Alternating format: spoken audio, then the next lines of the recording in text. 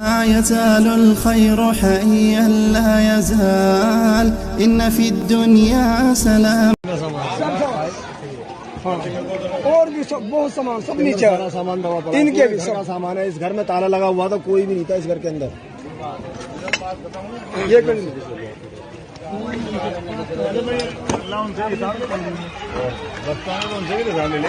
वो कौन सी जिंदा ही रहेंगे, मरेंगे तो वो भी औलाद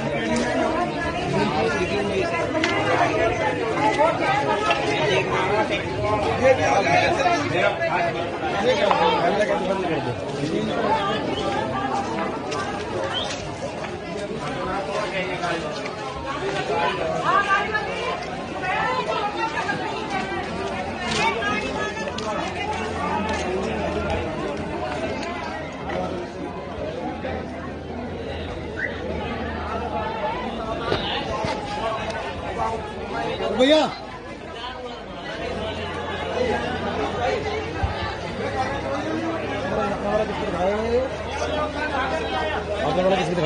Miller times YouTube, Facebook, Instagram, Twitter सब।